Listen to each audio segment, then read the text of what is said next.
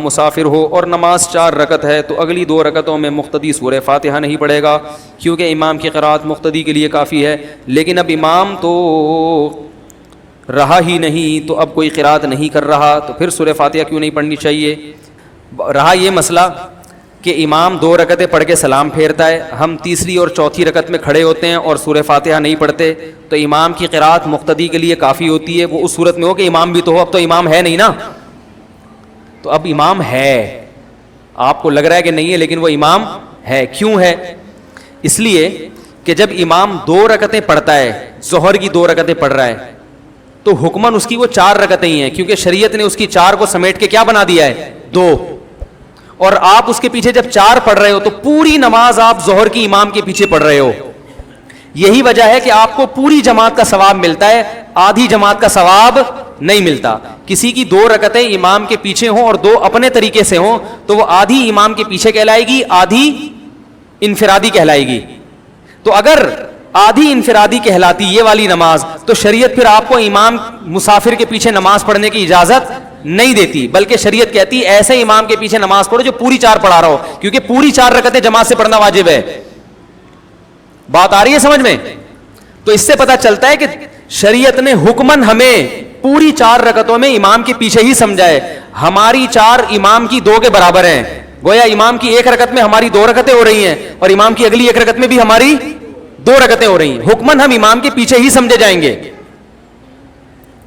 کسی کو یہ دلیل سمجھ میں نہیں آتی تو اس سے یہ سوال پوچھیں کہ امام کے پیچھے جب ہم نماز پڑھتے ہیں 4 رکعتیں اور امام 2 کر کے سلام پھیرتا ہے, تو اگر 2 ہماری اپنی کہلائیں گی, وہ انفرادی کہلائیں گی, تو اس کا مطلب ہم نے آدھی نماز جماعت سے پڑھی اور آدھی جماعت کے بغیر, تو ہمیں پوری جماعت کا ثواب نہیں ملنا چاہیے. جبکہ پوری امت کا اجماع ہے کہ امام چاہے 4 پڑھائے, امام 2 پڑھائے, آپ جب اس کے پیچھے نماز پڑھیں گے تو آپ کو پوری جماعت کا ثواب ملے گا. پوری جماعت کا ثواب اسی صورت میں مل سکتا ہے جب آپ پوری 4 رکعتوں میں امام کے پیچھے فرض سمجھے جائیں, یہ سمجھا جائے, یہ فرض کیا جائے کہ آپ امام کے پیچھے ہیں. اس کی ہمیں نظیر بھی ملتی ہے شریعت میں. وہ نظیر ہمیں یہ ملتی ہے کہ اگر کسی کی کوئی نماز میں سو جائے, دیکھو 1 رکعت ہوئی ہے, امام سجدے میں ہے, آپ بھی سجدے میں گئے, آپ کی آنکھ لگ گئی, یا امام کی آخری رکعت تھی 4تھی رکعت, امام سجدے میں سو گیا, امام کی کیا لگ گئی؟ آنکھ, آپ کی آنکھ لگ گئی, اور امام نے قاعدہ کر کے سلام پھیر لیا. آپ جب سجدے میں تھے تو آپ فوراً اٹھو گے اور قاعدہ کر کے آپ بھی سلام پھیرو گے, حالانکہ امام سلام پھیر کے نماز مکمل کر چکا ہے, لیکن آپ امام کے پیچھے ہی سمجھے جاؤ گے. سمجھ میں نہیں آ رہی بات؟ کیونکہ آپ نیند کی وجہ سے امام تک پہنچنے میں لیٹ ہو گئے ہیں. امام سلام پھیر چکا ہے, مگر آپ جو سلام پھیرو گے وہ امام کے پیچھے والا ہی سلام کہلایا جائے گا, آپ کی یہ نماز الگ سے نہیں کہلائے گی. اگر اس کو الگ سے مانے تو نماز ٹوٹ گئی آپ کی. کیوں ٹوٹ گئی؟ اس لیے کہ آپ نے تو پوری نماز امام کے پیچھے اقتدا کی تھی, آدھی اپنی آدھی امام کے پیچھے کی اقتدا آپ کی, بولو بھائی, نہیں تھی. اب لوگ اس پہ پتہ کیا کہیں گے؟ عقلی باتیں کر کے یہ مسئلہ سمجھا رہے ہیں, حدیث سے کوئی حوالہ نہیں دیا. لوگ اس پہ کمنٹس کریں گے مفتی صاحب نے حدیث سے کوئی حوالہ نہیں دیا. حدیث سے حوالہ دینا آپ کے ذمے ہے, سمجھ رہے ہو؟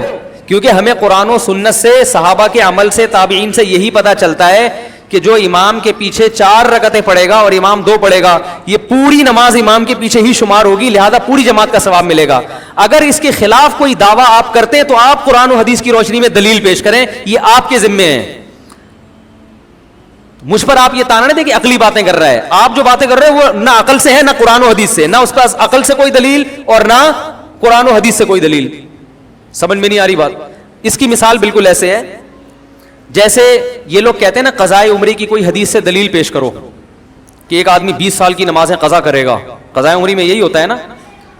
تو میں ان سے کہتا ہوں کہ نماز جب قضا ہو جائے تو محض توبہ سے معاف ہو جائے گی, قضا کرنا ضروری نہیں ہے. آپ اس پر قرآن و حدیث سے کوئی دلیل پیش کرو, کیونکہ ہمارے پاس جو مثالیں قرآن اور سنت سے ملتی ہیں, نبی کی نماز جب بھی قضا ہوئی ہے توبہ کو کافی نہیں سمجھا گیا, قضا بھی پڑھی گئی ہے اور توبہ بھی کی گئی ہے, استغفار بھی کیا گیا ہے. اب یہ آپ کا دعویٰ ہے کہ 20 سال جب نمازیں ہو جائیں گی تو وہ معاف ہیں توبہ سے, یہ تو آپ حدیث پیش کرو نا. آپ کے ذمے جو دعویٰ کرتا ہے حدیث پیش کرنا اس کے ذمے کہ نمازیں جب تھوڑی تھیں تو قضا کرنا ضروری, جب زیادہ ہو گئی تو قضا ضروری نہیں ہے. یہ کہاں سے نکالا آپ نے مسئلہ؟ نماز تو نماز ہے بھائی. جب قرضہ آپ کے ذمے کسی کا ہوگا, چاہے وہ حقوق العباد کا قرضہ ہو چاہے وہ حقوق اللہ کا قرضہ, تو حقوق العباد میں بھی قرضہ بھی ادا کرنا ضروری اور معافی مانگنا بھی ضروری. حقوق اللہ میں بھی اللہ کا قرضہ ادا کرنا بھی ضروری اور معافی مانگنا بھی ضروری. حدیث میں آتا ہے دین اللہ احق ان یقضى, اللہ کا دین, اللہ کا قرضہ اس بات کے زیادہ لائق ہے کہ اس کو ادا کیا جائے. نہیں آ رہی بات سمجھ؟ تو یہ اللہ کا قرضہ ہے جو نمازیں آپ کے ذمہ رہ رہی ہیں, تو قرضہ بھی ادا کریں گے اور وقت پہ ادا نہ کرنے کا جو گناہ ہوا اس سے توبہ بھی کریں گے. تو ہم نے عقلی دلیل بھی دے دی, حدیث سے بھی. آپ کہتے ہیں کہ یہ عقلی باتیں کر رہے ہیں, اصل میں نہ آپ کے پاس حدیث ہے اور نہ کھوپڑی ہے. بے وقوفوں والی باتیں کرتے ہو آپ بیٹھ کے ممبروں پہ. چاروں ائمہ کا مذہب ہے کہ نماز قضا ہو جائے, اس پر پوری امت کا اجماع ہے کہ وہ صرف توبہ سے معاف نہیں ہوتی, جان کر قضا کی ہو یا بھولے سے کی, چاروں کا اجماع ہے. صرف امام احمد ابن حنبل اس کے قائل ہیں کہ نماز جان کر قضا کر دی تو صرف توبہ کافی ہے, لوٹانا ضروری نہیں ہے. لیکن اس کی بیس یہ نہیں ہے جو آپ کی بیس ہے, اس کی بیس یہ ہے کہ وہ کہتے ہیں جو نماز جان کر قضا کر دے وہ کافر ہو گیا. اب جب کافر ہو گیا تو باقی نمازیں جب چھوڑے گا تو حالت کفر میں چھوڑے گا, اور کافر جب اسلام قبول کرتا ہے تو نمازوں کی قضا ضروری نہیں ہوتی کیونکہ اس پر واجب ہی نہیں ہے نا نماز. جبکہ آپ تو مسلمانوں کی بات کر رہے ہیں, آپ اس کو مسلمان مان کر کہہ رہے ہیں کہ وہ نمازیں قضا کرے. یہ کہیں کسی کا بھی مذہب نہیں ہے, کسی کا بھی قول نہیں ہے, اجماع امت کے خلاف ہے. تو پوری امت کے اجماع کے خلاف دعویٰ, اور حدیث بھی پیش نہیں ہے, اور حدیث کا مطالبہ کس سے شروع کر دیا؟ ہم سے. یہ لفاظی ہے جو مارکیٹ میں بہت اسپیڈ سے چل رہی ہے. تو یہ جو شوشے چھوڑے گئے ہیں نا آج کل نمازیں قضا, لوگ کہتے ہیں اس میں حرج ہے 20 سال کے, اور شریعت میں حرج نہیں ہے. حرج جب ہوتا ہے جب 20 سال کی نمازیں ہم کہہ رہے ہوتے ایک دن میں پڑھو. حرج بھی خود بیٹھ کے بنا لیا, ٹھیک ہے نا. 20 سال کی نمازیں 20 سال میں پڑھو بھائی, 40 سال کی نمازیں 40 سال میں پڑھو. ہم کب کہہ رہے ہیں ایک دن میں کمپلیٹ کرو؟ تو 40 سال کی نمازیں 40 سال میں نہیں پڑھ سکتا.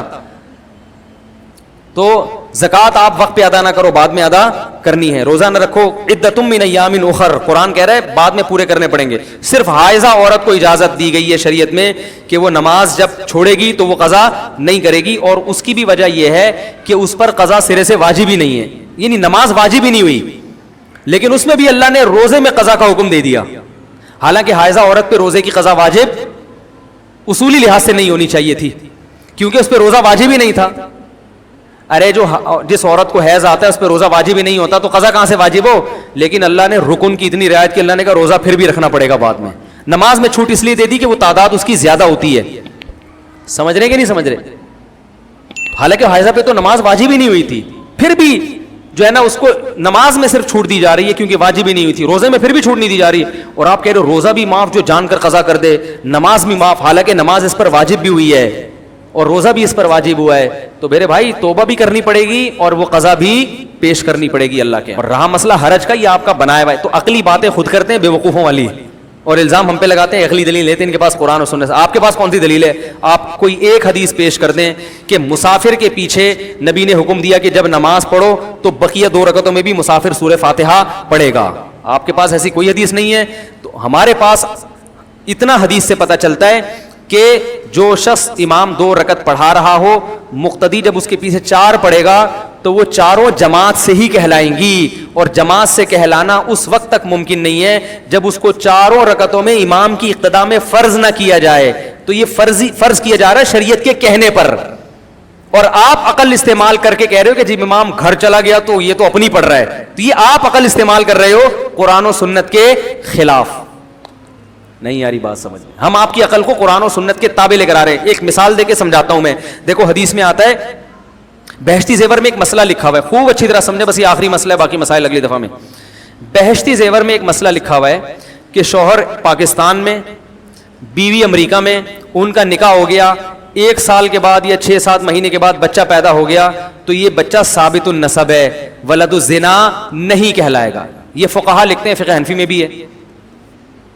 آئی بات سمجھ میں؟ حالانکہ میاں بیوی کا ملاپ ہوا ہی نہیں ہے. بھائی یہ امریکہ میں, وہ پاکستان میں, فون پہ نکاح ہوا اور 8-9 مہینے میں بچہ پیدا ہو گیا. ایک صاحب آئے میرے پہ بہشتی زیور پہ اعتراض کرنے لگے کہ یار یہ کیسے ہو گیا. یہ ثابت النسب کیسے, اس کو باپ کا کیسے کہیں گے, یہ تو ناجائز بچہ ہے. تو پھر وہ اعتراض کر لیں گے فقہ حنفی میں پاگلوں والی باتیں لکھی ہوئی ہیں, بہشتی زیور غلط ہے, قرآن حدیث کے بالکل خلاف ہے. میں نے کہا میرے بھائی اصل میں امام ابو حنیفہ نے بہت عقل استعمال کی ہے, لیکن وہ عقل جو قرآن و حدیث کے خلاف تھی وہ استعمال نہیں کی, وہ آپ استعمال کر رہے ہو, اس لیے آپ کو بہشتی زیور کے مسئلے پر اعتراض ہے. حدیث میں آتا ہے الولد للفراش وللعاہر الحجر, بچہ اس کا ہوگا جس کے بستر پہ پیدا ہوگا. بستر کا مطلب جس کی بیوی کے ہاں پیدا ہو, یہ کنایا ہے. ایک صحابی نے زمانے جاہلیت میں زنا کیا تھا کسی عورت سے, جب بچہ پیدا ہوا تو شکل زانی سے مل رہی تھی. وہ آ گئے دعویٰ کرنے کے لیے کہ میں نے زمانے جاہلیت میں اس عورت سے زنا کیا تھا, لہذا یہ بچہ میرا ہے, مجھے دے دو. حالانکہ وہ میرڈ تھی, شادی شدہ تھی, ان کے شوہر تھے. آپ نے فرمایا الولد للفراش, بچہ اس کا جس کے بستر پہ پیدا. بستر سے مراد یعنی جس کی بیوی کے ہاں پیدا ہوا ہو. بستر تو کنایا ہوتا ہے نا, کہ جس کی بیوی کے پیدا ہوگا اسی کا ہوگا, اور جو زنا کرنے والا وہ محروم رہے گا. بات آ رہی ہے سمجھ میں؟ تو اللہ کے نبی نے حقیقت کو نہیں دیکھا کہ حقیقت میں کس کا ہے. اسلام میں حکم یہ ہے کہ میاں بیوی کی جب شادی ہوئی تو 6 مہینے کے بعد جب بچہ پیدا ہوگا, کیونکہ 6 مہینے کم سے کم مدت ہے حمل کی, تو ہم یہی کہیں گے کہ یہ میاں بیوی کا ملاپ ہوا ہے اور بچہ ان کا ہی ہے. سمجھ میں آ رہی ہے بات؟ کیونکہ ایسے تو شک کا دروازہ کھل جائے گا نا. بچے تو کبھی گھنگریالے وال ماں باپ دونوں کے بال سلکی ہوتے ہیں, بچے کے اسپرنگ جیسے وال ہوتے ہیں, ہوتا ہے بعض دفعہ. ایسے تو شک کا دروازہ کھل جائے گا, وہ کہے گا یار یہ تو بالکل کچھ اور لگ رہا ہے. اسلام نے شک کا دروازہ, بھائی جس کی بیوی کے بچہ پیدا ہوگا تو شوہر کے کھاتے میں ڈالا جائے گا. تو میں نے کہا یہ عقل کے خلاف ہے مگر قرآن و سنت کے خلاف نہیں ہے. تو آپ امام حنیفہ کی چونکہ قرآن حدیث کو زیادہ سمجھتے تھے نا, اس لیے انہوں نے کہا کہ حدیث میں یہ نہیں ہے کہ حقیقت میں, ورنہ حقیقت میں تو نبی گواہ طلب کرتے نا ان سے. کیا خیال ہے, قیاس ماہر جو قیافہ شناس ہوتے ہیں ان کو بلایا جاتا کہ دیکھو شکل کس سے مل رہی ہے. ایسی کوئی بات نہیں نبی نے کی. نبی نے فرمایا جس کے بستر پہ پیدا ہوا اسی کا ہے, بس دیٹس آل, ختم. تو اس لیے فقہا کہتے ہیں نکاح جب ہو گیا, بچہ پیدا ہوگا تو یہ شوہر کے کھاتے میں آپ کا ہے. اب آپ کہہ سکتے ہیں یہ میاں امریکہ میں ممکن ہے چھپ کے ملاقات کی ہو, اس بچے سے ہم یہ فیصلہ کریں گے کہ ان کی ملاقات ہوئی ہے, یہ کم بخت جھوٹ بول رہے ہیں کہ ہماری ملاقات نہیں ہوئی. آئی بات سمجھ میں؟ نہیں, ڈی این اے ٹیسٹ نہیں. الولد للفراش, بچہ اس کا جس کے بستر پہ پیدا ہوا. ہم یہ کہیں گے جھوٹ بول رہے ہیں چاہے وہ قسمیں اٹھا لیں. آئی بات سمجھ میں؟ ہاں اگر شوہر یہ سمجھتا ہے کہ میری بیوی سے ملاقات ہوئی نہیں ہے, ناممکن ہے, میں کبھی گیا ہی نہیں, تو شوہر کو یہ حق ہے کہ وہ یہ بولے کہ یہ میرا نہیں ہے. بہشتی زیور میں یہ بھی لکھا ہوا ہے جو انہوں نے پڑھا نہیں. شوہر کو یہ رائٹ ہے کیونکہ وہ جانتا ہے کہ میرا ہے یا نہیں. شوہر کو یہ رائٹ ہے کہ وہ یہ بولے کہ یہ میرا نہیں ہے, لیکن شریعت اس دعوے کو اتنے آرام سے قبول نہیں کرتی. شریعت کہتی ہے تم نے جو یہ کہہ دیا کہ میرا نہیں ہے, اس کا مطلب تم یہ کہہ رہے ہو کہ تمہاری بیوی نے زنا کیا ہے. زنا کیا تو 4 گواہ لے کر آؤ. نہیں آ رہی بات؟ تو اسلام نے یہ شک و شبوک کے دروازے کیا کر دیے ہیں, بند. بھائی شادی کے بعد جب بچہ پیدا ہوگا تو ثابت النسب ہی ہوگا. شوہر کو شک ہے نا تو شوہر الزام لگا دے میرا نہیں ہے, میں تو ملا ہی نہیں, میرا ہے ہی نہیں. تو جب آپ کا نہیں ہے اس کا مطلب آپ کیا کہہ رہے ہو, بیوی کیا ہے, زانی ہے. زانی ہے تو 4 گواہ لے کر آؤ. اتنا بڑا الزام لگایا آپ نے. 4 گواہ نہیں ہے آپ کے پاس تو پھر آپ لعان کریں گے, عدالت میں جا کے 4 قسمیں اٹھائیں گے کہ اللہ کی قسم میری بیوی نے زنا کیا ہے, یہ بچہ میرا نہیں ہے. 5ویں دفعہ میں آپ کہیں گے کہ مجھ پر اللہ کا کل کی لعنت ہو اگر میں جھوٹ بول رہا ہوں, یہ لعان ہوگا. پھر عورت سے بھی 4 قسمیں اٹھوائی جائیں گی کہ اللہ کی قسم اٹھا کے کہہ رہی ہوں کہ یہ اسی کا بچہ ہے, یہ زنا کی مجھ پہ جھوٹی تہمت لگا رہا ہے, اور اگر میں جھوٹی ہوں تو اللہ کا مجھ پر غضب ہو. یہ 5 جب قسمیں پوری ہو جائیں گی تو نہ شوہر کا سچا ہونا ثابت ہو رہا ہے نہ عورت کا, کیونکہ دونوں نے قسمیں اٹھا لی نا.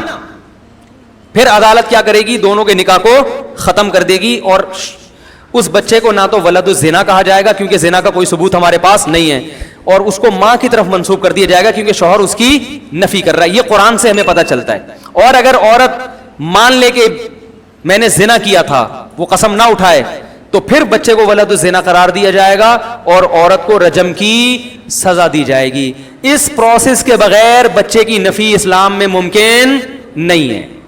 اور میں نے کہا آپ جو بے وقوفانہ باتیں کر رہے ہو بہتی زیور کے بارے میں, جو آپ بتا رہے ہو کہ کیسے ہو گیا, بس ایسے ہی کہ امریکہ میں اور وہ جاپان میں کیسے ہو گیا کیسے ہو گیا, میں نے کہا اس کا مطلب آپ کہہ رہے ہو بیوی زانی ہے تو زنا کی تہمت تو لگاؤ, تو پھر تو شریعت میں زنا کی خالی پیلی کی تہمت آپ نہیں لگا سکتے, وہ اس پروسیس سے گزرنا پڑے گا. 4 گواہ لے کر آؤ. وہ کہ میرے پاس گواہ نہیں ہے تو لعان آپ نہیں کر سکتے. لعان کون کرے گا؟ شوہر. صرف شوہر کو رائٹ ہے لعان کرنے کا, شوہر کے علاوہ کسی اور کو لعان کا حق نہیں ہے. تو آپ چپ کر کے بیٹھ جاؤ, بہشتی زیور میں جو لکھا ہے قرآن حدیث کی روشنی میں لکھا ہوا ہے. آئی بات سمجھ میں؟ ٹھیک ہے. تو میں تبھی کہتا ہوں یہ لوگ جو بہشتی زیور پہ اعتراض کرتے ہیں کہ میرے سامنے بتاؤ تو میں ان کو بتاؤں گا قرآن اس کے مطابق کیا ہے, اور یہ اپنی عقل استعمال کر رہے ہوتے ہیں قرآن و حدیث کے خلاف. تو بچے کی نفی کا حق صرف شوہر کو ہے, لیکن شوہر اتنے آرام سے نفی نہیں کر سکتا, چاہے بیوی جاپان میں ہو, انڈونیشیا میں, مریخ پہ ہی کیوں نہ ہو. وہ بہت سے لوگ ہوتے ہیں نا, کہتے ہیں یار شادی ہوئی ہے وہ بچی مریخ پر, وہ کیسے ہوئی, تو چاند پہ گیا ہوا تھا میں ان دنوں میں, تو بچہ کیسے ہوا. ہم کہیں گے ٹھیک ہے, یا تو مانو تمہارا بچہ ہے, انکار کرو گے تو اس پروسیس سے گزرنا پڑے گا. تبھی علماء کہتے ہیں کہ آج اگر کسی شادی شدہ خاتون کے بچہ پیدا ہو گیا تو شوہر نفی کر ہی نہیں سکتا, کیونکہ ہماری عدالتوں میں لعان کا قانون ہے ہی نہیں, اور یہ عدالت ہی کر سکتی ہے لعان, عام آدمی کو لعان کا حق نہیں. آئی بات سمجھ. لہذا آج تو لعان کا آپشن بھی کیا ہو گیا, کیونکہ عدالت کو رائٹ ہے, عام آدمی نہیں جرگہ لگا کے قسمیں اٹھوا سکتا ہے, یہ حکومت کو حق حاصل ہے. حکومت اپنی ذمہ داری پوری نہیں کر رہی, تو اب شادی شدہ عورت کے جب بھی بچہ پیدا ہوگا تو وہ آپ کو ماننا پڑے گا کہ یہ میرا ہی ہے, آپ اس کی نفی نہیں کر سکتے. سمجھ رہے ہو کہ نہیں سمجھ رہے؟ تو اس لیے پہلے سے ہی پاک دامن عورتیں تلاش کیا کرو شادی کے لیے, تاکہ ان چیزوں کی نوبت آئے ہی نہیں. پاک دامن عورت سے, اس زمانے میں پاک دامن عورت سے نکاح کی اہمیت پہلے سے بھی بڑھ گئی ہے.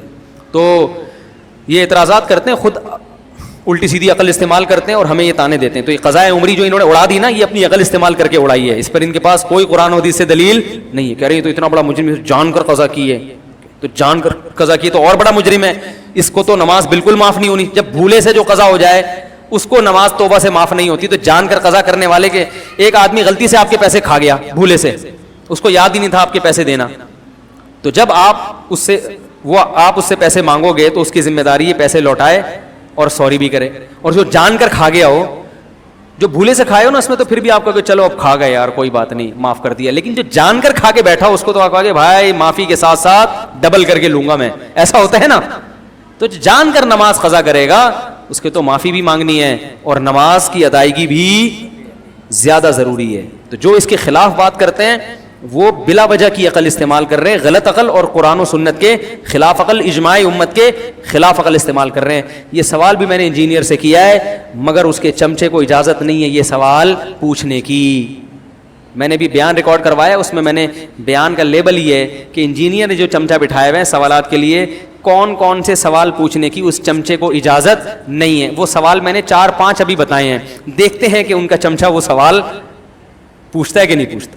اگر پوچھے گا تو گھما کے پوچھے گا, اور اگر سوال بالفرض پوچھ لیا تو سوال خربوزے کے بارے میں ہوگا, جواب میں تربوز پیش کیا جائے گا. دیکھنا آپ, سوال خربوزے کے بارے میں, جواب میں کیا ہوگا؟ تربوز. ٹھیک ہے نا, یہ جواب ہوگا. تو اللہ سمجھنے کی عمل کی توفیق عطا فرمائے. مفتی صاحب, شہوت روکنے کی وجہ ذہنی توازن خراب ہونے یا ایمان خراب ہونے کا خطرہ ہے, مگر گھر میں کہ پیسے نہیں ہیں, بھیک مانگ سکتا ہوں, خودکشی سے بچنے کے لیے زنا کر لینا کیسا ہے؟ خودکشی کر لے بھائی. تو یہ جو اپنے آپ کو اتنا مجبور سمجھ بیٹھتے ہیں نا کہ اب مجھے عورت نہیں ملی تو میں تو مر جاؤں گا, یہ اپنے اوپر آپ نے شہوت کو مسلط کر لیا ہے.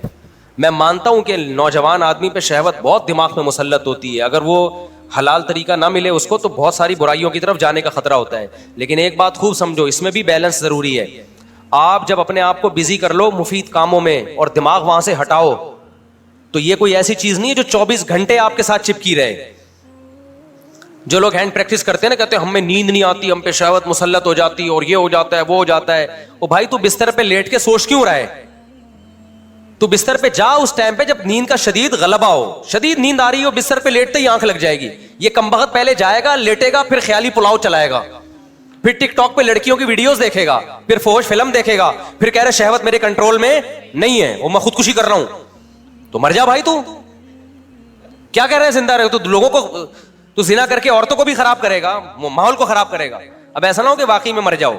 مرو لیکن جاؤ سیدھا جہنم میں, کیونکہ خودکشی کرنے والا مرتے ہی کہاں جاتا ہے, آگ میں جاتا ہے وہ. تو آپ اس سے بچنے کا حل سوچو. کیوں ٹک ٹاک پہ بےہودہ چیزوں کو دیکھ رہے ہو؟ کچھ دن کے لیے موبائل کو جان چھڑاؤ, بند کر کے رکھ دو. دیکھو میں موبائل نا, میرا اتنا دماغ خراب ہوا ہے نا موبائل سے, اتنی کالز آتی تھی, میں اٹھاتا تھا, اس کو جواب دے رہا ہوں, اس کو جواب دے رہا ہوں, پھر کوئی صحیح طریقے سے سوال نہیں پوچھ رہا, کوئی طنز کر رہا ہے, کوئی کیا کر رہا ہے, میرا ہونا شروع ہوا خراب. پھر یوٹیوب پہ ویڈیوز دیکھ رہا ہوں, کوئی ویڈیو میں الٹی بات کو, کوئی جھوٹا الزام کسی پہ لگا رہا ہے, کوئی کسی پہ, آدمی ڈپریشن میں جاتا ہے. پھر ڈالر یہاں پہنچ گیا, ابھی نیند اڑ گئی نا, اگلے دن دیکھا ابے اور کرنسی, اب ہم نے کہا بوریوں میں پیسے لے کے جائیں گے تھوڑے دنوں میں ہم. یہ سب کے ساتھ ہوتا ہے, میرے ساتھ بھی ہوا. پھر دیکھ رہے ہیں اس نے اپنی بچی کو قتل کر دیا غربت میں, اس نے بل جلایا اور خودکشی کر لی, پھر یہ کر لی. دیکھتے دیکھتے آدمی, اور اچھا دوسری طرف خبر انڈیا چاند پہ پہنچ گیا. انڈیا کہاں پہنچ گیا؟ پھر ایک مذہبی اسکالر کی تقریر آئے گی, وہ فلاں دائرہ اسلام سے خارج ہے, یہ سارے مولوی 2 نمبر, بس میں ہی ہوں جو ٹھیک ہوں. اس سے اور ڈپریشن. اس کا حل یہ کہ بھائی آپ بہتر ہے موبائل کو فلائٹ موڈ پہ لگاؤ, لاکر میں بند کر دو. بہتر تو یہ توڑ دو اس کو. میں توڑ اس لیے سکتا کہ مجھے سوسائٹی میں ان بھی تو رہنا ہے نا. اگر میں بالکل بند کر کے رکھ دوں, مجھے پتا کیا چلے گا سوسائٹی میں ہو کیا رہا ہے. تو میں نے اس کا حل یہ نکالا, اس کو رکھو کمبخت کو فلائٹ موڈ پہ. دیکھو ابھی بھی فلائٹ موڈ پہ ہے. 20 لوگ کال کر رہے ہو کہ گالیاں دے رہے ہوں گے, مفتی صاحب فون کیوں نہیں اٹھا رہے. ڈپریشن دینا سیکھو.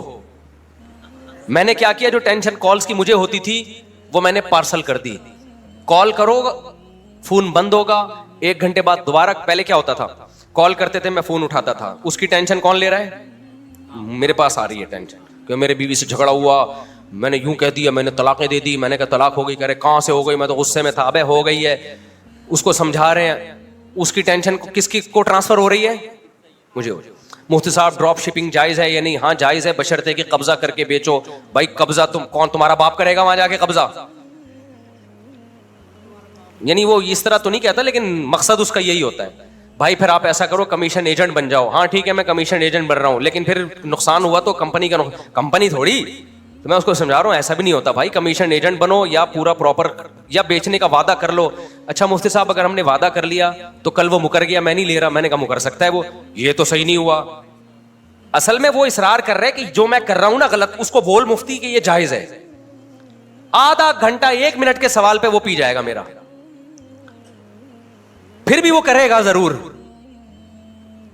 وہ فتویٰ 3 طلاق کے 1 ہونے کا بھی لے آئے گا. وہ تو مجھ سے ٹرائی کے لیے پوچھ رہا تھا کہ اگر یہیں سے مل جاتا ہے 1 ہوئی ہے تو پھر تو ہمیں وہاں جانے کی ضرورت نہیں ہے. یہاں سے جب نا امید ہو گئے تو چلو اب اہل حدیث سے ٹرائی مارو. اس کی ٹینشن ہم اٹھا رہے ہیں, پھر دوسرا فون, پھر تیسرا فون, بیوی بھاگ گئی ہے. ابے میں کہاں سے پکڑ کے لاؤں تیری بیوی کو اگر تیری بیوی بھاگ گئی ہے. پھر چوتھا فون آئے گا, مفتی صاحب آپ کے بیان سن کے میں بہت متاثر ہوا ہوں اور میرا بھی 4 شادیوں کا ارادہ ہے. میں تھوڑی سی ٹینشن میری ختم ہوئی نا. اگلا ہوگا مفتی صاحب کوئی اچھا سا رشتہ بتا دیں آپ. اگلا یہ مفتی صاحب کوئی اچھا سا رشتہ. بھائی ہم رشتوں کا کام نہیں کرتے صاحب. آپ اتنے بیانات, یار ہم صاحب آپ گھننے نہیں بنو یار. آپ اتنے بیانات کرتے ہو کہ آپ کے پاس رشتے نہیں ہوں گے. بھائی میرے پاس ہو یا نہ ہو, میرا یہ کام نہیں ہے. میں مولوی ہوں, میرا کام بیانات کرنا ہے, میرا کام مسائل میں تحقیق کرنا ہے. یہ میری فیلڈ نہیں ہے. شادی دفتروں میں جاؤ, سب کسی مسلمان کا اگر کوئی بھلا چاہے, کسی کی خدمت کرو. آپ لوگ خود بیان میں کہتے ہو کہ جو کسی کی خدمت کرتا ہے اللہ اس کو بہت ثواب دیتا ہے, تو اب کرو نا خدمت. تو میں اس کو کہتا ہوں خدمت تو گٹر کے ڈھکن بھی رکھنا ہے, گٹر صاف کرنا بھی ہے. کیا خیال ہے بھائی؟ میری فیلڈ نہیں ہے, میری جو فیلڈ ہے میں اس فیلڈ میں خدمت کروں گا نا. تو پھر فون لائن کاٹ دو تو پھر غصے ہوتے ہیں. بات تو پوری سنو مفتی صاحب, لائن کیوں کاٹ رہے ہو؟ میسج آنا شروع. تو میں ڈپریشن میں جانا شروع ہو گیا تھا. پھر ہم نے کیا کیا, ٹینشن دینا سیکھو. لینا ہم نے اس کو لگا دیا. یہ نہیں کہ ہم لوگوں کے جواب نہیں دے رہے, اس کا ایک پروسیس ہم نے طے کیا. بھائی ایک ایڈمن بناؤ, کال کو فلٹر کریں, کوئی رشتوں والی کال آ رہی ہے اس کو وہیں سے جواب دے دو. بھائی رشتے نہیں کراتے ہم.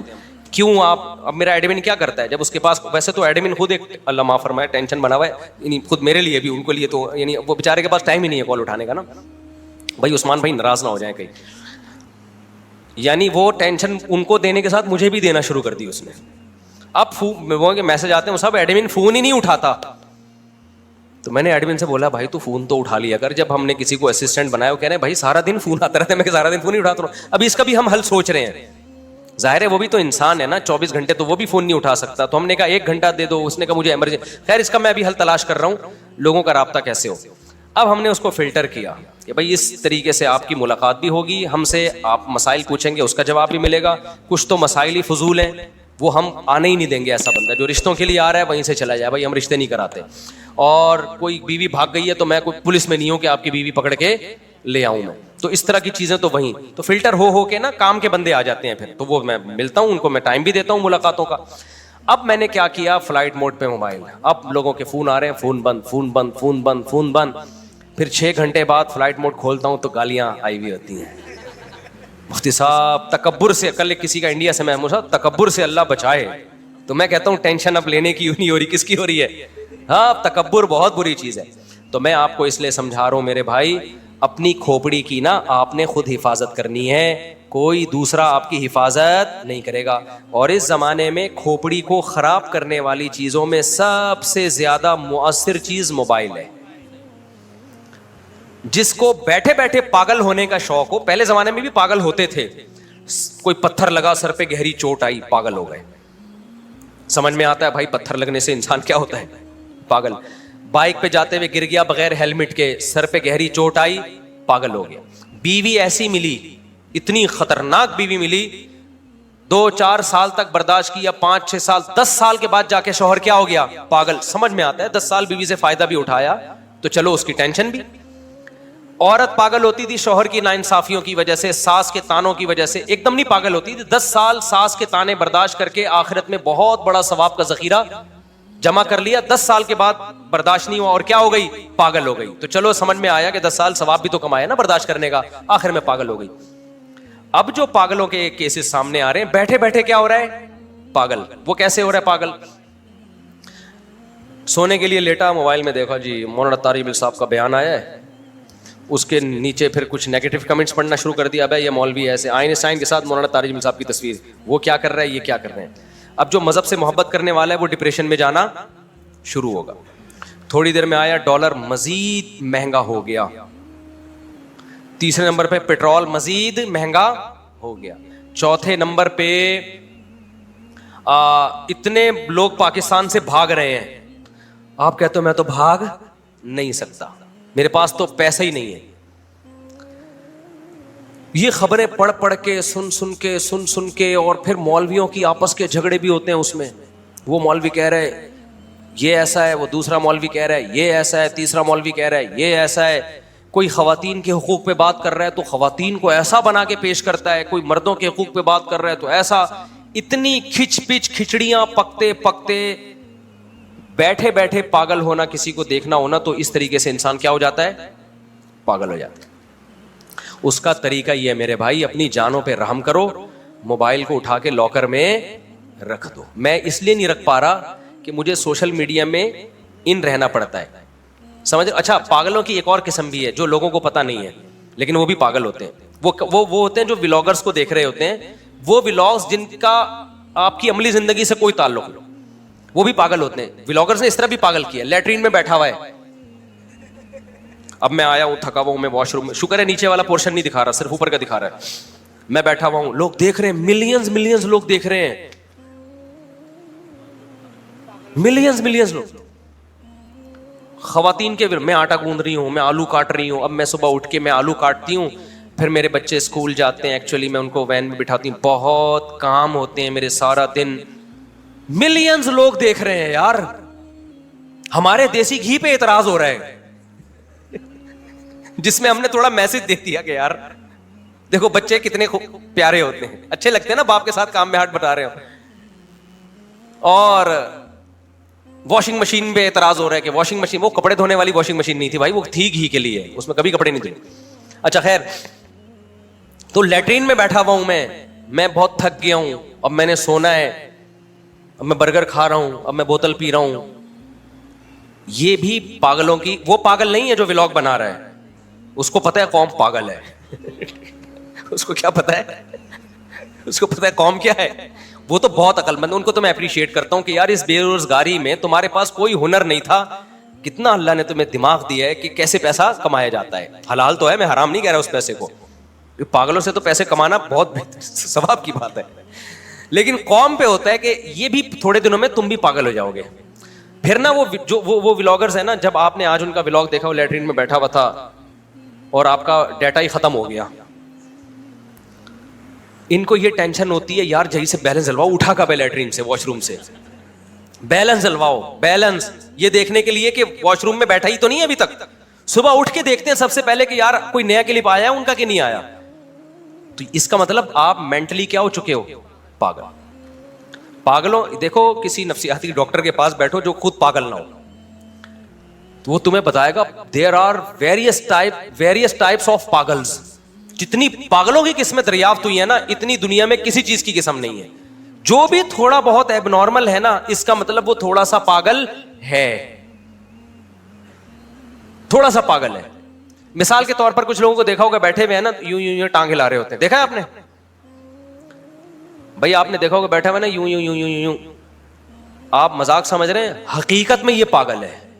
آپ یہ نہ سمجھیں کہ یہ کہیں نہ کہیں ایب نارملٹی اس بندے میں ہے, ورنہ نارمل آدمی بیٹھا ہے تو یوں آرام سے بیٹھا ہوگا, یوں کر کے ٹانگ.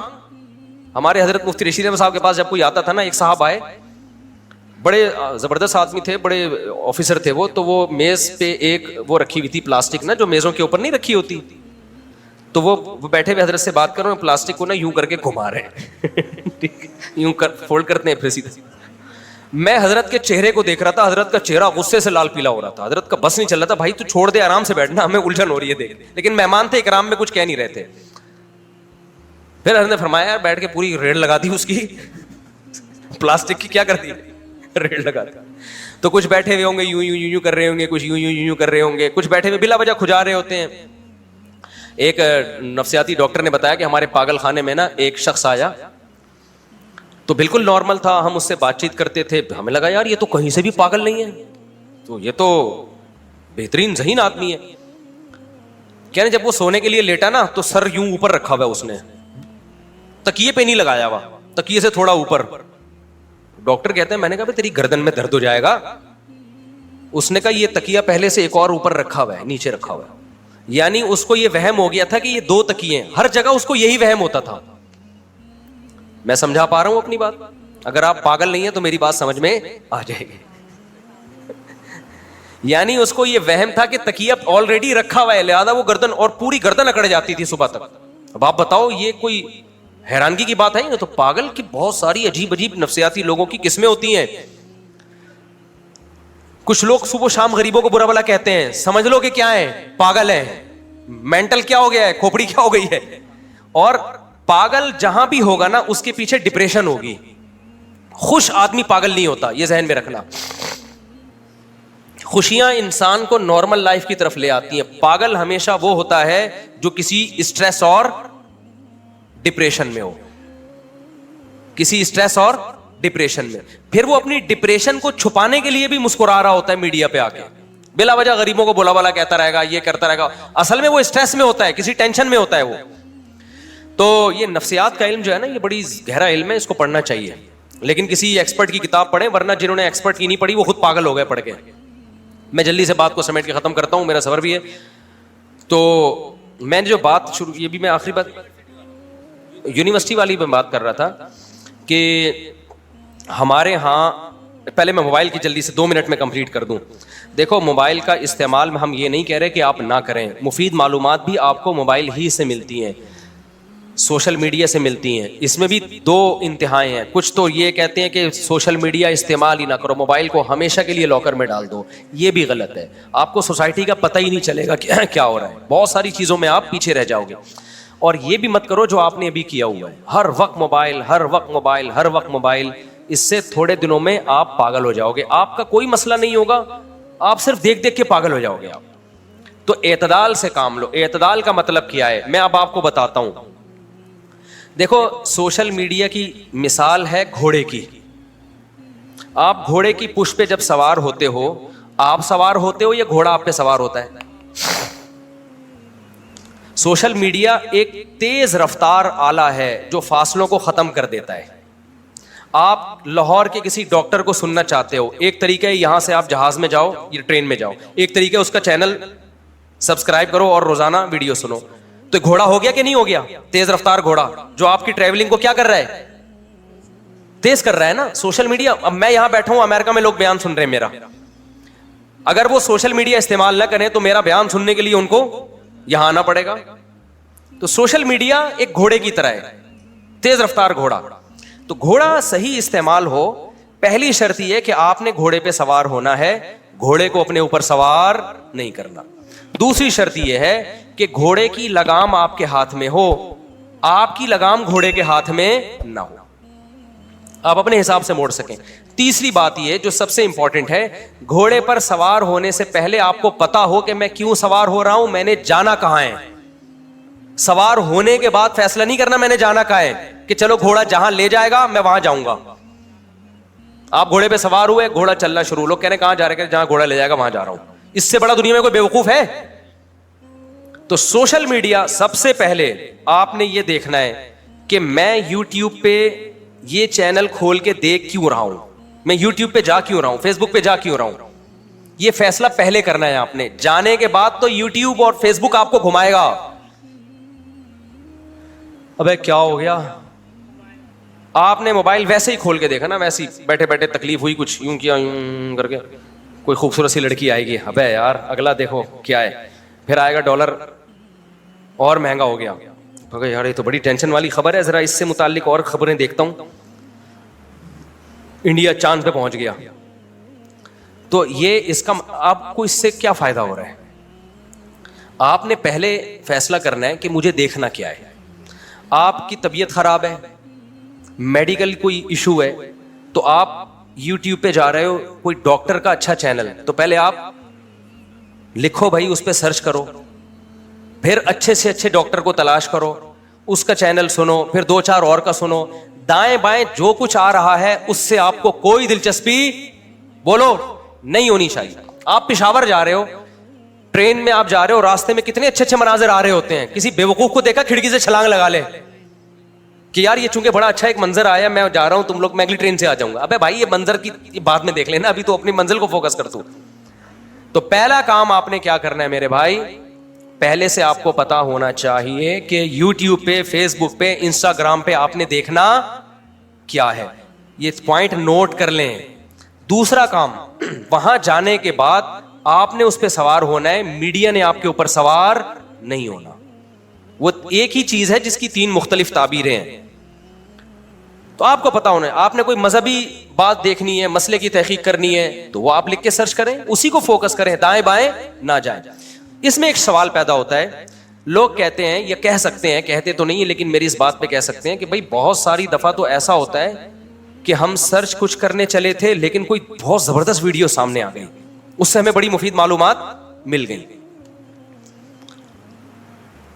کیونکہ اگر ہم یہی دیکھ کے یوٹیوب پہ دیکھیں گے کہ کیا دیکھنا ہے, تو یوٹیوب یا فیس بک پہ بہت دفعہ اچھے اچھے کلپ آ رہے ہوتے ہیں جن سے بڑی نالج مل جاتی ہے.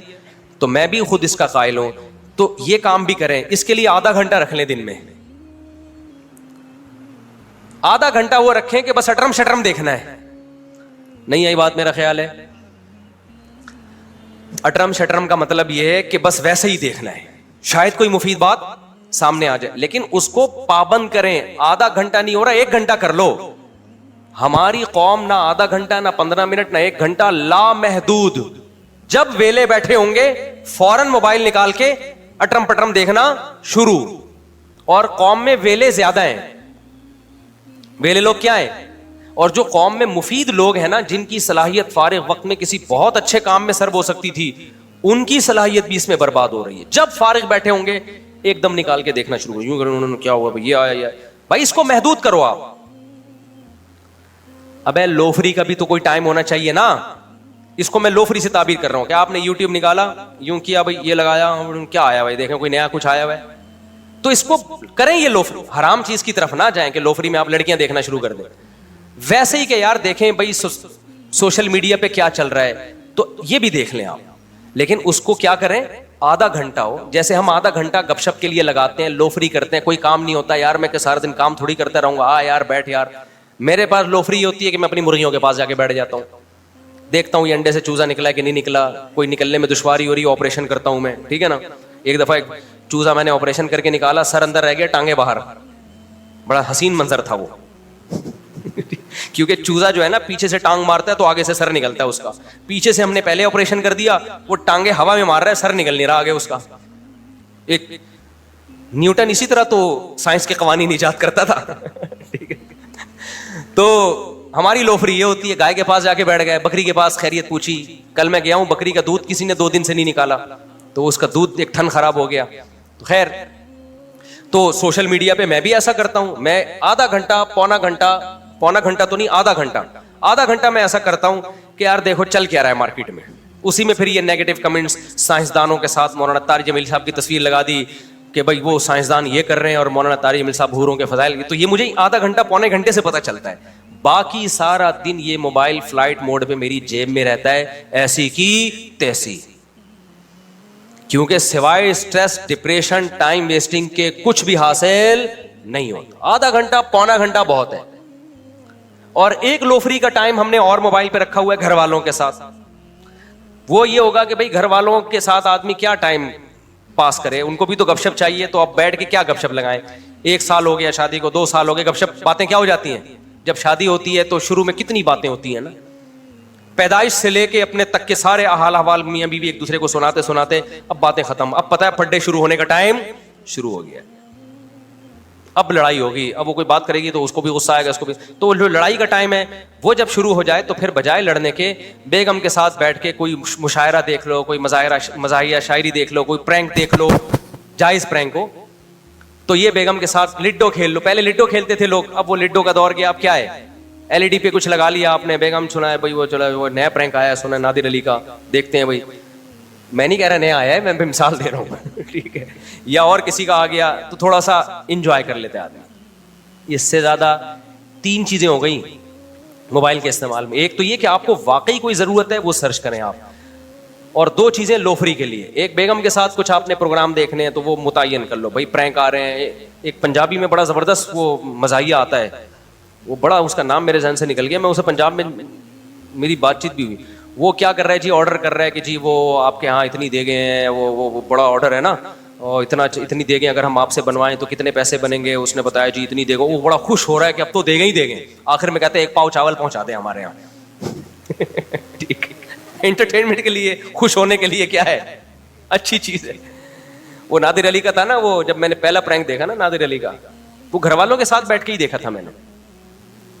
تو گھر والوں کے اس بہانے آدمی ٹائم دے دیتا ہے نا. تو وہ میں نے پرینک دیکھا نادر علی کا, لوگ کہہ رہے ہیں مفتی ہو کے پرینک دیکھ رہے ہیں. بھائی بیگم کے ساتھ, بچوں کے ساتھ آدمی مفتی یا ڈاکٹر نہیں ہوتا. میں اب بیگم کو لے کے بٹھاؤں, اس کو بولوں تم نے 5 ٹائم نمازیں پڑھی, خشوع و خضوع سے پڑھی ہیں, سجدہ سہو کیا تھا اگر غلطی ہوئی تھی, تو یہ تھوڑی ہوتا ہے. گھر والوں کے ساتھ تو, گھر میں تو ویسے بھی کوئی مفتی ہوتا ہی نہیں ہے. گھر میں تو آدمی شوہر ہوتا ہے, اور شوہر آپ کو پتا ہے کیا ہوتا ہے بیچارہ. تو وہ نادر علی کا پرینک فرسٹ ٹائم جو میں نے دیکھا نا, اس میں وہ بندہ آیا کہ گوشت خریدنے کے لیے. تو اس نے کہا ٹھیک ہے جی 1 کلو گوشت آپ کا. پھر فون پہ کہتا ہے 2 گدھے اور گرا دیا. دیکھا گوشت کھلا رہے تو ہمیں, اس نے کہا آپ نے گوشت بولا ہے نا. تو ایک مزاحیہ سا وہ ہوتا. تو یہ انٹرٹینمنٹ کے لیے, جائز انٹرٹینمنٹ ہو, اس کے لیے بھی تھوڑا ٹائم, یعنی 3 چیزوں میں موبائل کو لفٹ کرانا ہے آپ. ایک مفید نالج کے لیے, اس میں تو جتنا ٹائم لگتا ہے ٹھیک ہے, آپ کو 1 گھنٹہ بھی لگ سکتا ہے, 2 گھنٹہ بھی, لیکن پھر اس میں اپنے ہدف سے آپ نے ہٹنا نہیں ہے.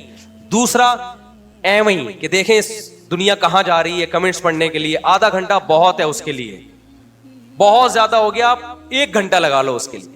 اور تیسرا گھر میں بچوں کو ٹائم دینے کے لیے بچوں کے ساتھ کوئی ایسا پروگرام دیکھ لیے جو جائز بھی ہو اور اس سے ذہنی تفریح بھی ہو. اس کے علاوہ اس موبائل کو اٹھا کے آپ صبح آفس جاتے ہوئے گھر پہ رکھ دیا کرو. آفس جاتے ہوئے گھر پہ رکھنے کا فائدہ یہ بھی ہوتا ہے کہ آپ کی بیگم فون کر کے پوچھ بھی نہیں سکتی کہ آپ کہاں ہو, کیونکہ اس پہ بڑی لڑائیاں ہوتی ہیں, اس پہ بڑی لڑائیاں ہوتی ہیں. آدمی کہیں ٹینشن میں بیٹھا ہوا ہے, بیگم کا فون آ گیا, فون نہیں اٹھائے گا تو مسئلہ, فون اٹھائے گا وہ کسی مصیبت میں پھنسا ہوا ہے, بیگم اپنی قصے لے کے, وہ طلاقیں ہوئی ہیں اس طریقے سے. تو اس طرح اس کو کنٹرول کرنے کی میرے بھائی ضرورت ہے, ورنہ برباد ہو جاؤ گے. وہ جو میں بات کر رہا تھا جلدی سے سمیٹ کے بس ختم کرتا ہوں. مولانا طارق جمیل صاحب کی تصویر آئی ہے 3-4 سائنسدانوں کے ساتھ, بتایا کہ یہ کیا کر رہے ہیں اور یہ سائنسدان کیا کر رہے ہیں. اس میں نے بتایا نا کہ مولانا طارق جمیل صاحب ایک مذہبی لیڈر ہیں, تو ان کو مذہبی رہنماؤں سے کمپیئر کریں. آپ نے کیا کرنا ہے, پنڈتوں کی تقریریں چلائیں اور مولانا طارق جمیل صاحب کی چلائیں. آپ کمپیئر کریں, دیکھو یار یہ کیسا بیان کر رہے ہیں اور وہ کیسا. آپ عیسائی پادریوں کی تصویریں چلائیں اور ان کی چلائیں, سمجھتے ہو کہ نہیں سمجھتے؟ پھر پتہ چلے گا. مقابلہ حسن میں مرد اور عورت کا مقابلہ نہیں کیا جاتا, عورتوں کا عورتوں کے ساتھ, مردوں کا. آپ نے کیا کیا جی, مقابلہ حسن میں گئے, خاتون آ رہی ہیں بڑی خوبصورت, مس ورلڈ ہیں یہ, اور پھر ان کے مقابلے میں آدمی آ رہا ہے سوٹ ٹائی میں نا, پھر دونوں کو کمپیئر کیا جا رہا ہے, تو یہ مقابلہ ہی غلط ہوگا بھائی. عورت کا مقابلہ عورت سے, آدمی کا مقابلہ آدمی. تو اسکالر مذہبی ہے, اس کا مقابلہ مذہبی اسکالر کے ساتھ ہوگا. ایک بات تو یہ ہو گئی. دوسری بات, یہ جو لوگ آج کل مجھ پہ بڑا طنز کر, مجھ پہ نہیں کر رہے, یونیورسٹی والوں پہ کر رہے ہیں کہ یہ مذہبی اسکالرس کو آپ لوگ یونیورسٹیوں میں کیوں گھسا رہے ہو, مفتی طارق مسعود کے یونیورسٹیوں میں بیان کیوں ہو رہے ہیں, یوتھ کلب والے کیوں جا رہے ہیں, سمجھتا ہے بات کو؟ تو اس کا جواب یہ ہے, دیکھو اسلام دوسرے مذاہب کی طرح نہیں ہے. لوگ یہ کہتے ہیں کہ پنڈت کو کبھی دیکھا کالج میں جا کے بیان کرتے ہوئے؟ کبھی پادری کو دیکھا؟ حالانکہ وہ بھی ہوتا ہے, پادریوں کو بھی, پنڈتوں کا تو مجھے نہیں پتا, لیکن پادریوں کا تو بہت بڑا کردار ہے ان کی سوسائٹی میں. اتنا تو نہیں ہے جتنا مسلم اسکالرس کا ہے, اس کا تو 10واں حصہ بھی نہیں ہے, لیکن یہ بھی نہیں ہے کہ بالکل ہی کل عدم ہو. تو خوب سمجھ لو, یہ اسلام کے برحق ہونے کی دلیل ہے. اسلام آپ کو ہر شعبے میں گائیڈ کرتا ہے, اور اگر آپ نے یونیورسٹیوں میں علماء پر پابندی لگا دی نا, تو آپ کی سوسائٹی میں جو تھوڑی سی خیر نظر آ رہی ہے نا, وہ خیر بھی ختم ہو جائے گی.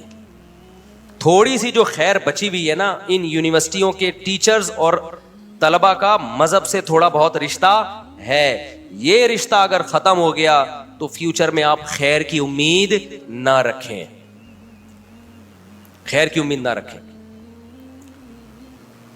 آپ دیکھ لو, جو ہمارے ہاں تصویر کا ایک رخ دیکھا جاتا ہے, میں اس پہ انشاءاللہ مستقل بیان کروں گا. ابھی چونکہ میری فلائٹ ہے نا, تو مجھے تھوڑا اسپیڈ میں بات کرنی پڑے گی, وہ مزہ نہیں آئے گا. اس ٹاپک پر میں انشاءاللہ کسی وقت مزید ڈیٹیل سے بات کروں گا, کیونکہ ہمارے ہاں انسٹاگرام پہ, ٹک ٹاک پہ, یوٹیوب پہ, فیس بک پہ ایک پوری لابی ہے جو صرف علماء کا سے لوگوں کو بدگمان کرنے کے لیے بیٹھی ہوئی ہے. اور اس لابی کی بیس پتہ ہے کیا ہے؟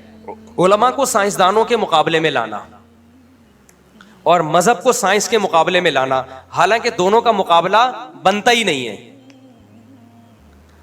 مذہب کا مقابلہ دوسرے مذاہب کے ساتھ ہوگا, سائنسدانوں کے ساتھ نہیں ہوگا. کل ایک صاحب مجھ سے ملے, انہوں نے کہا کہ بہت سے سائنسدان تو خدا کے وجود کے منکر ہیں, اس کا مطلب سائنس خدا کو نہیں مانتی. میں نے کہا دیکھو, کوئی سائنٹسٹ اگر خدا کا انکار کرے گا نا, تو ایز اے سائنٹسٹ نہیں کرے گا, وہ اس کا ذاتی مسئلہ ہے. ڈاکٹر عبد القدیر خان سائنسدان تھے یا نہیں تھے؟ 5 ٹائم کے پکے نمازی تھے. اب کوئی یہ کہہ سکتا ہے کہ اتنا بڑا سائنسدان 5 ٹائم نماز پڑھتا ہے, لہذا 5 نمازیں سائنس سے ثابت ہو گئی ہیں, یہ کہنا درست ہوگا؟ بھائی وہ ڈاکٹر عبد القدیر خان اگر 5 نمازیں پڑھ رہے ہیں تو وہ ایز اے سائنٹسٹ نہیں پڑھ رہے, ایز اے مسلم پڑھ رہے ہیں وہ. تو اگر کوئی سائنسدان خدا کا انکار کر رہا ہے یا مذہب کا انکار کر رہا ہے, تو ایز اے سائنٹسٹ نہیں کر رہا, وہ اس کا ذاتی مسئلہ ہے. کوئی سائنسدان مذہب کو مانتے ہیں, کوئی مذہب کو نہیں مانتے. سوال پیدا ہوتا ہے کہ سائنس مذہب کا انکار کرتی ہے کہ نہیں کرتی؟ سائنس یہاں خاموش ہے, یہ سائنس کا ٹاپک ہی نہیں ہے. اب مجھے ایک بات بتاؤ, سائنسدان کیا کہتے ہیں, عمران خان کو دوبارہ آنا چاہیے کہ نہیں آنا چاہیے؟ کیا کہتے ہیں؟ سائنسدان سے بولے گا بھائی مجھے کیا پتا آنا چاہیے کہ نہیں آنا چاہیے, یہ میرا ٹاپک ہی نہیں ہے. عجیب بات ہے, لاکھوں شعبے ایسے ہیں جہاں ہم سائنسدانوں کو رائے دینے کی اجازت نہیں دیتے. ہم کہتے ہیں تمہارا ٹاپک نہیں ہے, لیکن مذہب میں ہم نے سائنس کو گھسیڑ دیا ہے کہ سائنسدان اور مولویوں کا مقابلہ کرا دیا آپس میں, حالانکہ دونوں کی فیلڈ کیا ہے, الگ الگ ہے. اس کی میں ایک مثال دیتا ہوں. کل میرے پاس وہ ڈاکٹر آئے تھے نا رشیا کے, کہاں ہے وہ, ایک بندہ یہاں بیٹھا ہوا تھا, ان کے دوست تھے رشیا سے ڈاکٹر آئے تھے, وہ شاید بیان میں تھے بھی چلے گئے. میں وہ جب آئے نا بے وقت آئے ملاقات کرنے, لیکن میں نے کہا چلو یار بیچارے اتنے دور سے ہیں, میں نے کو ٹائم دیا. میں پھر جب ٹائم کسی کو دیتا ہوں اپنی گائے اور مرغیوں کی زیارت لازمی کرواتا ہوں, چاہے کتنا بڑا آدمی ہو, ایسی کی تیسی. بڑے بڑے لوگ آتے ہیں, میں کہتا ہوں گائے دکھا رہا ہوتا ہوں ان کو, بھائی ہمارے پاس آنے کا کی قیمت ہے, ہماری گائے دیکھنی بھی ہے, اس کی تعریف بھی کرنی ہے آپ نے. تمہارا باپ بھی یہ نہیں کہنا مصعب یہ کیسی گائے ہے, آپ کو بولنا پڑے گا اچھی گائے ہے, اور یہ بکری بھی بہت اچھی ہے, اور کتنی خوبصورت مرغے اور مرغیاں اور مور, ورنہ آؤ نہیں ہمارے پاس. جب ٹائم ہوتا ہے تو دکھاتا ہوں, ایسا نہ ہر آدمی اب آئے. تو میں نے کل وہ ڈاکٹر صاحب کو نا میں لے گیا مرغیوں کے بارے میں, بس یہ بات کر کے میں بیان ختم کر رہا ہوں, مرغیوں کے بارے میں لے گیا. یہ خوب سمجھو, میرے پاس مثالیں چھوٹی چھوٹی ہوتی ہیں, آسان, لیکن وہ بہت عقل مندوں کے لیے بہت خاندانی ہوتی ہے. میں ان کو لے گیا تو میری مرغی بیٹھی ہوئی تھی انڈوں پہ اور اس میں سے چوزے نکل چکے تھے. میں نے اندر کیج کی صفائی کرنی تھی نا تاکہ وہ جگہ صاف ستھری ہو. میں جب وہ ڈاکٹر صاحب کھڑے ہوئے ان کے لیے میں نے چائے بنوائی اور میں اس کی صفائی کر رہا ہوں اور گپ شپ بھی لگا رہا ہوں. اتنے میں نے ایک منظر دیکھا جو میں روز دیکھتا ہوں. مرغی نے کیا کیا, مرغی کے جو دانا کھانے کی جگہ ہے وہ چوزوں کی پہنچ سے اوپر ہے, ٹھیک ہے نا. مرغی اٹھی, اس ایک ایک دانا اٹھا کے توڑ کے نیچے پھینکتی اور چوزوں کو کھلاتی. آئی بات سمجھ میں؟ جاتی اوپر سے ایک دانا اٹھاتی, یوں کچلتی, پھر چوزوں کے بیچ میں پھینکتی, خود نہیں کھا رہی تھی. پھر جاتی, پھر دانا اٹھا کے نیچے پھینکتی اور چوزوں کو کھلاتی. میں نے ڈاکٹر کو بلوانے کا ذرا ڈاکٹر صاحب, کیونکہ ڈاکٹروں کے بگڑنے کا اندیشہ بہت ہوتا ہے. یہ خدا کے انکار میں ان کا خطرہ, کیونکہ سائنس پڑھ رہے ہیں نا تو ان کو مولوی لوگ تو ان کو سمجھ میں ہی نہیں آتے. میں نے کہا یار یہ ڈاکٹر صاحب کو ابھی سے میں یعنی انسان تو بنے ہوئے تھے اور ذرا اچھی طرح بنا دوں. میں نے کہا ادھر آئیے. میں نے کہا دیکھو آپ کا جو, اگر آپ, وہ تو انسانوں کے ڈاکٹر بن رہے تھے, اگر آپ جانوروں کے ڈاکٹر بن رہے ہوتے نا تو آپ کی جو لمٹ ہے نا وہ یہاں تک ہے کہ مرغی کے بارے میں آپ پڑھیں گے, وہ یہ پڑھیں گے کہ یہ کیا کرتی ہے. اس کی عادت ہے کہ جب اس کے چوزے نکلتے ہیں تو یہ اوپر سے ایک ایک دانہ اٹھاتی ہے, توڑ کے چورا چورا کر کے اپنے چھوٹے چھوٹے پیارے پیارے بچوں کو کھلاتی ہے. پہلے ان کا پیٹ بھرتی ہے, اس کے بعد خود کھاتی ہے. یہاں تک سائنس ہے.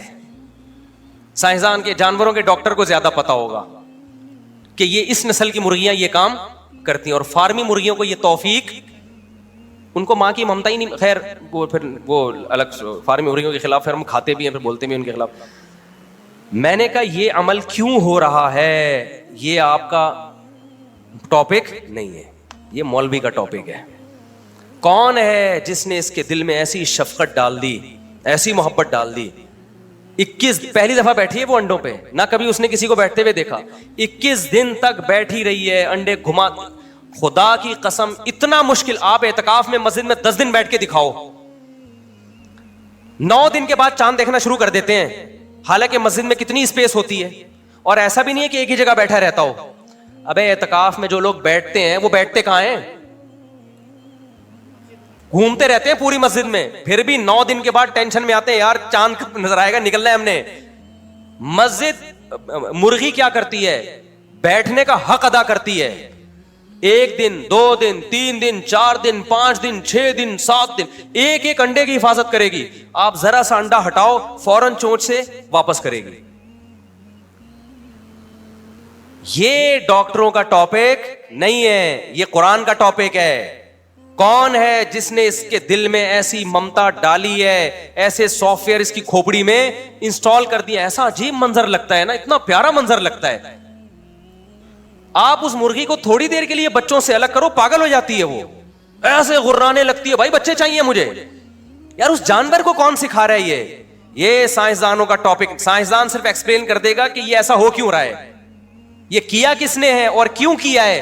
اس کا جواب سائنسدانوں کے باپ کے پاس بھی نہیں ہے. یہ قرآن جو خدا جو کر رہا ہے نا وہ بتائے گا, وہ پیغمبروں کے ذریعے بتائے گا, وہ ڈاکٹروں کے ذریعے نہیں بتائے گا. وہ بتائے گا میں ہوں, میں نے اپنے وجود کو ثابت کرنے کے لیے یہ کیا ہے تاکہ یقین آ جائے کہ یہ مرغی خود بخود نہیں بنی ہے, کوئی ذات ہے جس نے اس کے دل میں بچوں کی یہ محبت ڈالی ہے تاکہ اس کے بچوں کی نسل بڑھے اور انسان کو کھانے کے لیے روزی ملے. نہیں آئی میرا خیال ہے بات. تو میں نے ان ڈاکٹر کو بلایا, میں نے کہا ڈاکٹر صاحب میڈیکل سائنس حرف آخر نہیں ہے, سمجھ رہے ہو آپ, تو یہ مجھے ایکسپلین کر دو کہ ایکچولی ہوتا یہ ہے کہ جب میں ڈاکٹر سے پوچھوں گا کہ یہ کیوں کھلا رہی, تو آپ کہو گے ایکچولی اس کی جینز میں یہ بات آئی ہے. اور سائنسدان یہ کہتے ہیں کہ جو جینز ہوتی ہیں وہ ماں باپ سے چل کے, اس کو کوئی خاندانی مرغا اس کا باپ ہوگا, خاندانی مرغی اس کی ماں ہوگی, نسلی مرغیاں, تو جینز میں یہ چیز آئی ہے تو جس کی وجہ سے یہ دانے یوں کھلا رہی ہے. ٹھیک ہے, بالکل صحیح ہے, لیکن یہ چیز مذہب کے اگینسٹ تھوڑی. مذہب کب کہہ رہا ہے کہ جینز میں نہیں آئی ہے؟ او بھائی یہ جینز میں ٹرانسفر کون کر رہا ہے, اس کے ماں باپ کی جینز میں کس نے پہلی دفعہ یہ سافٹ ویئر کس نے انسٹال کیے. اور اتنا عجیب کام یار, ایسے اتنا پیارا منظر لگتا ہے. مرغے کو دیکھ لو یار, مرغے میں بڑی غیرت ہوتی ہے, میں نے دیکھا ہے. مرغا کیا کرتا ہے, آپ 8-10 مرغیاں چھوڑ دیں, تجربہ نسلی مرغوں کی بات کر رہا ہوں, فارمی کا کوئی بھروسہ نہیں ہے.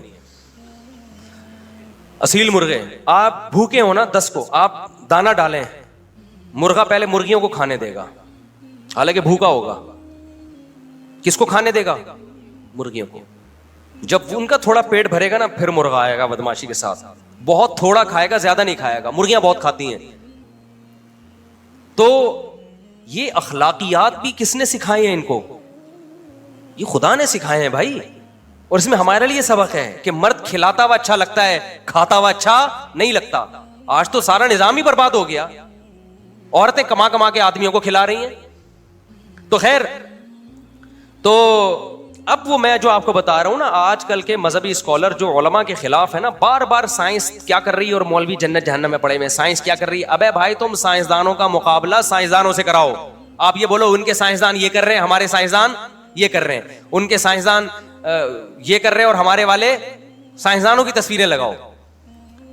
تو ان لوگوں سے ہوشیار رہو. میرا بتانے کا مقصد یہ ہے, یہ تمہارے خیر خواہ نہیں ہے. تمہیں علماء سے ہٹا کے جو تھوڑی بہت خیر ہے نا اس کی بھی ایسی کی تیسی کر دیں. اور اس سے تم سائنسی ترقی تو بالکل بھی نہیں کرو گے.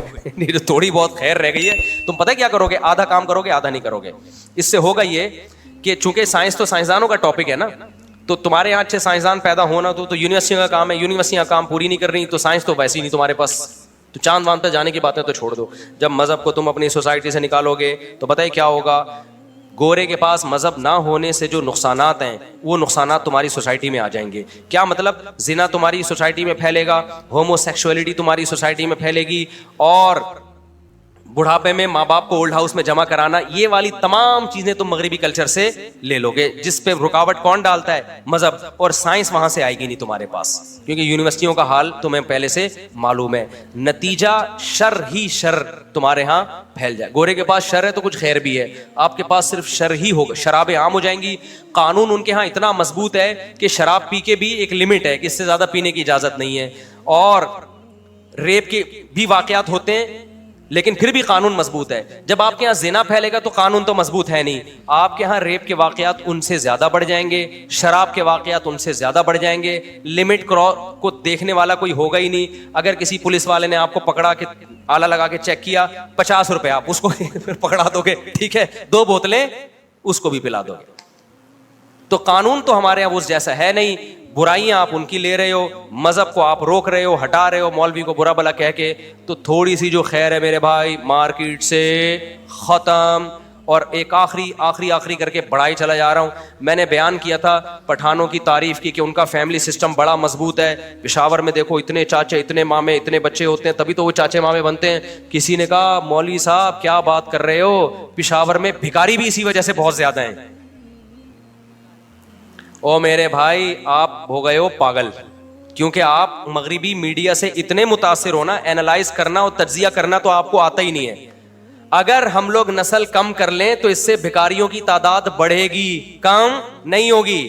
کیونکہ غریب آدمی کے پاس کمائی کا آپشن اس کی اولاد ہی ہوتی ہے. اولاد بھی روک لی نا تو وہ تو خودکشی کرے گا اور کچھ نہیں کرے گا. وہ کسی نے یہ بھی کمنٹ کیے کہ ہم نے اکثر مالداروں کے دیکھا ہے بچے 1-2 ہوتے ہیں تبھی وہ مالدار ہوتے ہیں, اور غریبوں کے بچے زیادہ ہوتے ہیں کیونکہ زیادہ ہوتے ہیں اس لیے غریب ہو جاتے ہیں. یہ بالکل غلط ہے, معاملہ الٹا ہے.